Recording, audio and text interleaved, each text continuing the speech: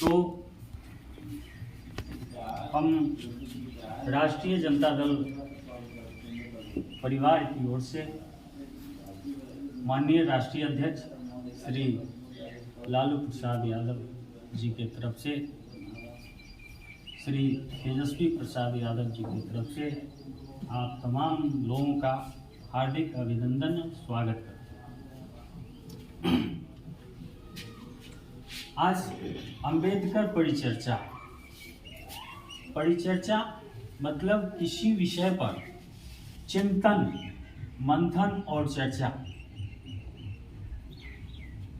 उसी को परिचर्चा हम लोग। इस परिचर्चा को हमारा जो पार्टी है राष्ट्रीय जनता दल, अंबेडकर परिचर्चा था।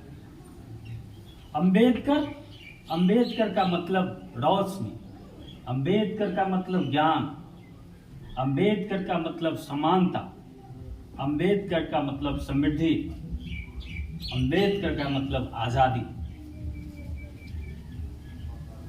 इसलिए इसका अंबेडकर परिचर्चा नाम।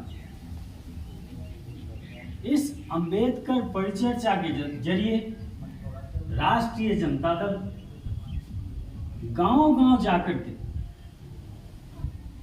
लोगों से संबंध स्थापित करते हुए लोगों को भ्रम, भय और लालच में जो फंसे हुए उनको निकाल करके जो समता का रास्ता है, जो समृद्धि का रास्ता है, जो विकास का रास्ता है, उस रास्ते पे लाने का प्रयत्न करने का कोशिश कर रहा है इस पर चर्चा के माध्यम से। देश में दो बड़ी पार्टियां हमेशा से, आजादी के पहले से हमारे समाज में एक ऐसा भी वर्ग है जो तमाम वर्गों का शोषण करके अपने अस्तित्व को बनाया। बाद बाकी लोगों को जीने का अधिकार नहीं, पढ़ने का अधिकार नहीं, आदमी के रूप में रहने का अधिकार नहीं था। जो ब्राह्मणवादी व्यवस्था था, जो मनुवादी व्यवस्था थी, उसमें शिक्षा का अधिकार नहीं था।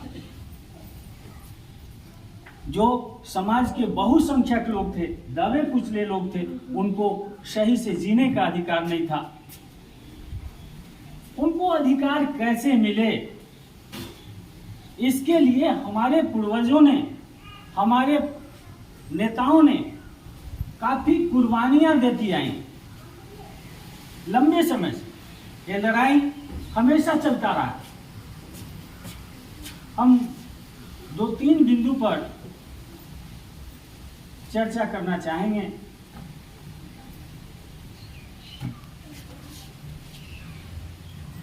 देश जब गुलाम था, हमारे नेताओं ने लड़ाई लड़ी देश आजाद कराने के लिए अंग्रेजों से। तो देश जब आजादी के मुकाम पर पहुंचा लंबे संघर्ष के बाद, तो हमारा देश किस कानून से चलेगा, देश के लोगों को कैसे लाभान्वित किया जाएगा, ये भारत कैसे चलेगा, इसके लिए जब कानून बनाने की बात आई तो ये पक्ष जो अंग्रेजों की दलाली किया करते थे, वो पक्ष चाहते थे कि इस देश में हमारा संविधान लागू हो, मनुवादियों का संविधान लागू हो, जिसमें गैर बराबरी की बात होती थी, जिसमें शोषण की बात होती थी, जिसमें महिलाओं के अधिकार की बात नहीं थी, जिसमें दलितों को सर उठाने का अधिकार का बात नहीं था, जिसमें पिछड़ों को पढ़ने का अधिकार नहीं था। वो ऐसा कानून वो चाहते थे कि ऐसा संविधान लागू। हमारे नेताओं ने लड़ा। आप जानते हैं महात्मा गांधी, पंडित जवाहरलाल नेहरू, डॉक्टर भीमराव अंबेडकर, राजेंद्र प्रसाद, उस समय के समकालीन जो भी लीडर थे, देश में बहर छिड़ी और कहा कि नहीं, मनुवादी कानून लागू नहीं होगा। इस देश के संसाधन पर, जल जंगल जमीन पर सबको बराबरी का हिस्सेदारी होना चाहिए। जिसकी जितनी संख्या है उसकी उतनी हिस्सेदारी होना चाहिए। ऐसा संविधान बनना चाहिए। और लोगों ने मिलकर के संविधान बनाया। माननीय अंबेडकर साहब के नेतृत्व में संविधान सभा के अध्यक्ष भी थे। और इन्होंने जो संविधान दिया देश में, उसमें बराबरी की बात की गई, समता की बात की गई, सम्मान की बात की गई और जीने के उत्तम आदर्श और अधिकार की बात की गई। ये संविधान सन 1950 26 जनवरी 1950 को भारत को समर्पित हुआ। तो पहली जीत संविधान को लागू करके पहला जीत हमने मनुवादियों पर आजादी के समय हासिल किया। जब कर्पूरी साहब इस देश में, राज्य में मुख्यमंत्री हुए थे तो 1978 की बात है।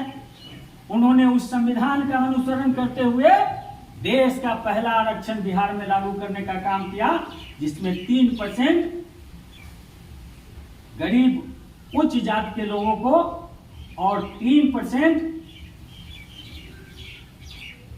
महिलाओं को और 20% पिछड़ा को आरक्षण कर्पूरी ठाकुर ने देने का काम किया था। और जिस समय आरक्षण पहली बार देने का काम किया तो उन लोगों ने उस समय कर्पूरी ठाकुर को न जाने क्या क्या गालियां दी। आप तमाम लोगों को पता है। घूम घूम करके चौक चौराहे पर उन्होंने कर्पूरी ठाकुर को गाली गलौज करना शुरू किया। और आपको पता होना चाहिए कि कर्पूरी ठाकुर के साथ उस समय लालू जी राजनीति में सफर कर रहे थे। उनके कलीग बन के हम सफर बन के चल रहे थे। और लालू जी साथ साथ कर्पूरी जी के साथ रह करके पिछड़ों के आरक्षण में अपनी महती भूमिका निभाई थी। और पिछड़ा, दलित और महिलाओं को पहली बार आरक्षण मिला। दूसरी जीत हमारी उस समय हुई थी जब कर्पूरी ठाकुर आरक्षण दिया बिहार में पहली बार। तो पूरे देश में मनुवादी सिद्धांत को मानने वाले लोगों में 8 साल लगे। कर्पूरी ठाकुर के देहांत के बाद उनके उत्तराधिकारी के रूप में माननीय पूर्व मुख्यमंत्री, राष्ट्रीय अध्यक्ष श्री लालू प्रसाद यादव जब बिहार की कुर्सी पर आते हैं तो उस समय देश में जनता दल की सरकार हुआ करती थी। और जनता दल के बैनर के तले ही बिहार के मुख्यमंत्री का शपथ उन्होंने लिया था। और श्री स्वर्गीय विश्वनाथ प्रताप सिंह जो है भारत के प्रधानमंत्री हुए थे। आप सबों को मालूम है कि माननीय लालू प्रसाद यादव जी ने कर्पूरी ठाकुर के अधूरे सपने को मुलायम सिंह यादव के साथ, अन्य नेताओं के साथ मिल करके वीपी सिंह पर दबाव डाला और कहा कि मंडल कमीशन की रिपोर्ट को लागू करिए ताकि पिछड़े का जो हिस्सेदारी है, ओबीसी दलित का जो हिस्सेदारी है वो मिल सके। वीपी सिंह ने, आपको मैं बता दूं कि 54% आरक्षण की बात की गई थी। मंडल कमीशन, मंडल आयोग की जो रिपोर्ट थी उसमें बात कहा गया था कि 24% पिछड़ी जाति को आरक्षण दिया जाएगा। लेकिन काफी संघर्ष के बाद 27% आरक्षण पर सहमति बनी और देश में केंद्र सरकार के द्वारा मंडल कमीशन की रिपोर्ट के मुताबिक 27% पिछड़ी जातियों को आरक्षण मिला। मैं बता दूं कि जो ही 27% आरक्षण की घोषणा किया वीपी सिंह ने, पूरे देश में आग लग गया, हाहाकार मच गया। चारों तरफ लगा कि भूचाल आ गया, भूकंप आ गया। और लाल कृष्ण आडवाणी उस समय भाजपा के अध्यक्ष हुआ करते थे, उन्होंने इस आरक्षण को कैसे खत्म किया जाए, पिछड़े की हिस्सेदारी को कैसे बर्बाद किया जाए, उन्होंने उस समय इस आरक्षण को खत्म करने के लिए सोमनाथ से रथ यात्रा निकाल दिया था। कहा कि कसम राम की खाते हैं, हम मंदिर वहां बनाएंगे। इस तरीके से जब सोमनाथ से रथ यात्रा जब चला देश में, तो रथ का पहिया जहां जहां गया भारत लहूलुहान हो गया, हिंदू मुस्लिम में दंगा शुरू हो गया था। माननीय मुख्यमंत्री लालू प्रसाद यादव उस समय बिहार के मुख्यमंत्री थे, उन्होंने आगाह किया, आडवाणी को कहा कि बिहार में घुसना नहीं, यदि बिहार में आओगे हमारे राज्य के लोगों में दंगा फैलाने का कोशिश किया, तुम्हारा सब नियत हम जानते हैं, तो हम इसको बख्शने नहीं जा रहे हैं। उन्होंने कहा था कि जब इंसान ही नहीं रहेगा तो मंदिर में घंटा कौन बजाएगा, जब इंसान ही नहीं रहेगा तो मस्जिद में इबादत कौन करेगा, इंसानियत पर खतरा होगा तो राज रहे चाहे जाए, मैं वैसी ताकत को बख्शने नहीं जा रहा हूं। और आपको मालूम है कि उन्होंने समस्तीपुर जिला में आडवाणी के रथ को रोकने का काम किया और आडवाणी को गिरफ्तार करके सलाखों के पीछे भेजने का काम किया। आज लालू जी नहीं होते तो उस दिन भी आपका आरक्षण खतरे में था, जिसको बचाने का काम श्री लालू प्रसाद यादव जी ने किया। इतने कुर्बानियों के बाद, इतने मशक्कत के बाद संविधान में जो अधिकार हम लोगों को मिला था उसमें बहुत कुछ पाना बाकी था। वो सिलसिला आगे की तरफ बढ़ ही रहा था कि हम लोगों की सरकार चली गई और वैसी ताकतें आम जनता के मन में भ्रम, भय और लालच फैला करके वोट ठग लिया और वोट ठग करके दिल्ली के गद्दी पर बैठने का काम किया। दिल्ली के गद्दी पर जब बैठा तो लोगों को बड़ी आशा थी, 15 लाख अच्छे दिन, क्या क्या सपना नहीं दिखाया, 2 करोड़ रोजगार, पेट्रोल 35 रुपए लीटर हो जाएगा, ये कांग्रेस जो है 65 रुपए देता है, 35 के लीटर हो जाएगा। आपको पता है टेलीफोन गरीबों के लिए एकदम निःशुल्क फ्री था, इनकमिंग लाइफ टाइम, कांग्रेस की सरकार जब थी। इन्होंने कहा कि एकदम फ्री, वो पैसा की जरूरी नहीं, इनकमिंग 3 महीना फ्री। 3 महीना के बाद क्या दशा किया, तरह तरह का लालच दे करके, लोगों में भ्रम फैला करके, लड़ा करके देश की सत्ता हथियाने का काम। देश का सत्ता जब हथिया लिया उसके बाद कहा कि मौका फिर दोबारा नहीं मिलेगा। जल, जंगल, जमीन, इस सब पर जो अति पिछड़ा दलितों, आदिवासियों, अल्पसंख्यकों का जो अधिकार हो गया है, ये छीन लो। संपत्ति रखने का अधिकार दलितों को, पिछड़े को, अल्पसंख्यकों को नहीं है। संपत्ति रखने का अधिकार केवल उनको है। इस कानून के तहत आपको जो अधिकार दिया गया था, जो आरक्षण दिया गया था, वो आरक्षण को धीरे धीरे खत्म करना शुरू किया और देश की जो संपदा थी, जो सार्वजनिक थी, जो सरकारी थी, उसको निजी हाथों में बेचना शुरू किया। और निजी हाथों में किसी और के नहीं, गुजरात के जो 2 लोग उनके पार्टनर हैं, उनके साथ देश की संपदा को खुले हाथ से बेचना शुरू कर दिया। जितना अंग्रेज भारत को नहीं लूटा था, ARSS वाले भजपैया लोग जो है इस देश को कंगाल बनाने का काम कर रहा है। ये चाह रहा है कि देश की जनता के पास जो वोट का अधिकार अम्बेडकर ने दिया था, इस वोट के अधिकार को खत्म कर दिया जाए। ये राजशाही हो जाएगा। अगली बार, इस बार यदि धोखे से बीजेपी सत्ता में आ गई तो आपको वोट का अधिकार वो खत्म कर देगा। आने वाले समय में चुनाव नहीं होगा। जब आप विरोध करेंगे आपको जेल में डाला जाएगा। आपके नेताओं के साथ, विपक्षी दल के नेताओं के साथ पूरे देश में क्या हो, ED, CBI, इनकम टैक्स वगैरह वगैरह के जरिए परेशान किया जाए। तो देश आज इस मुकाम पर पहुंच गया है, इस हालात पर पहुंच गया है कि अभी यदि नहीं चेता गया, समाज के जो सभी वर्गों के लोग हैं, हमारे युवा हैं, हमारी महिलाएं हैं, हमारे किसान भाई हैं, हमारे मजदूर भाई हैं, वो लोग यदि जागरूक नहीं हुए, वो लोग यदि नहीं समझे, धोखे से इस बार पुनः वोट ठग लेते हैं, तो जीना मुश्किल हो जाएगा। जीना मुश्किल हो जाएगा, वोट का अधिकार खत्म हो जाएगा, पढ़ाई का अधिकार खत्म हो जाएगा और हम लोग जो इतना मेहनत करते हैं, कहते हैं ना, अरे हमको राजनीति करने से कोई मतलब नहीं, हम तो बेटा को MBBS बना रहे हैं ना, हम तो बेटा को इंजीनियर बना रहे हैं, हमको पढ़ाई लिखाई कराना है। अरे भैया पढ़ाई लिखाई तो करा लोगे, जगह रहेगा, रिजर्वेशन बचेगा तब ना नौकरी मिलेगा। तो इसलिए पढ़ाई लिखाई जरूरी है। पढ़ाइए लिखाइए और हक के लिए लड़िए। नहीं लड़िएगा, लड़ाई में साथ नहीं दीजिएगा तो पढ़ाते रह जाइएगा, सारा पैसा पानी में आपका चलेगा। इसलिए लड़ना भी है, पढ़ाना भी है ना। दूसरी चीज, लालू प्रसाद यादव जी का जो सोच है वो हम आपके बीच रखे हैं कि हमको अपनी लड़ाई खुद लड़ना है और समाज में जो दबे कुचले लोग हैं उनको सहयोग भी करना है, उनको संरक्षण देना है।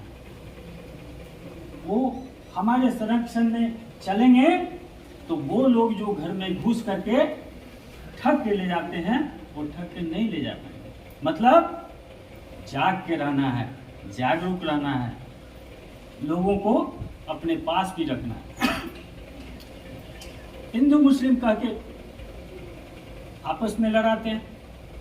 अभी पाकिस्तान, जब कुछ हो तो पाकिस्तान, तो हिंदू राष्ट्र बनाएंगे।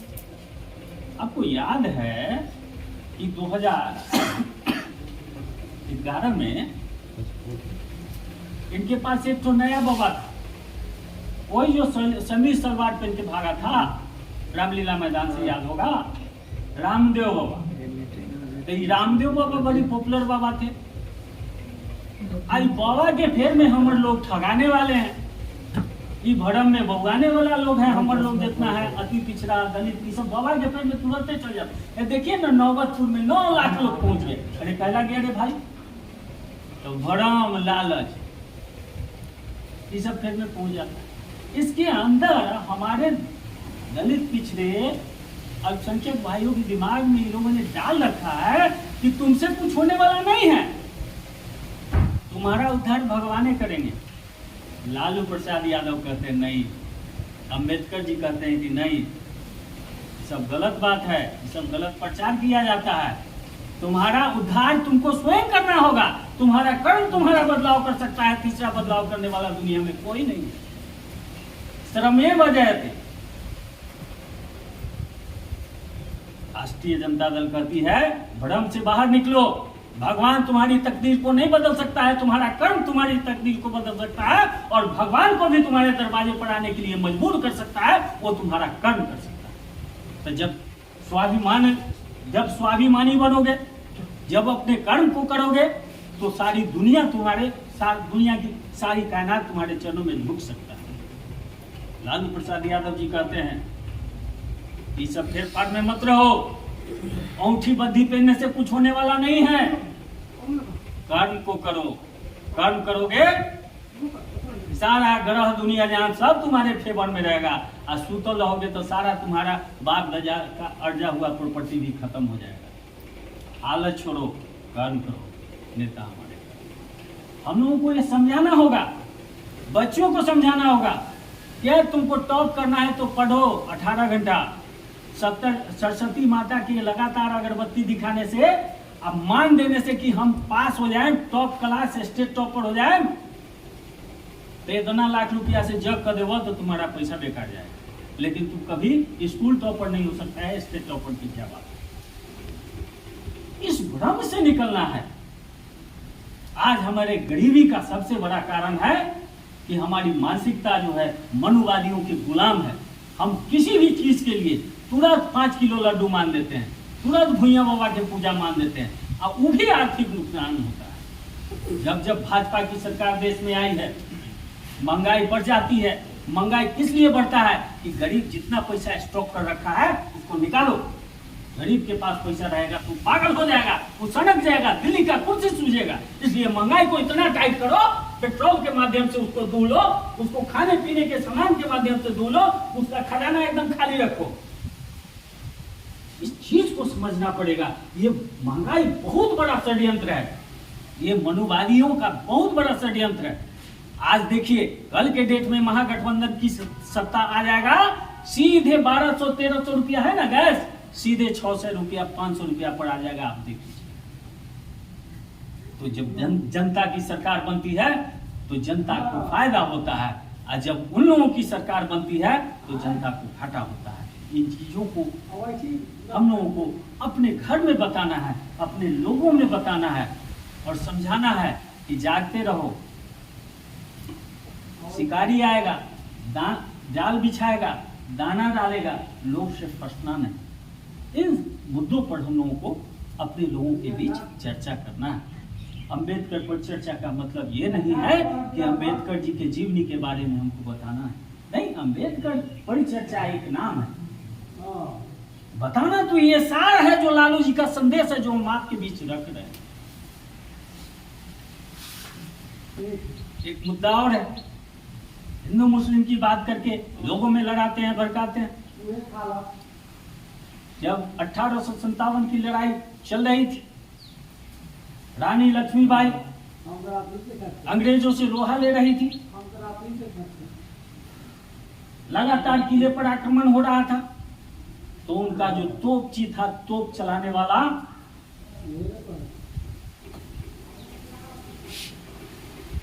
कौन खान था वो?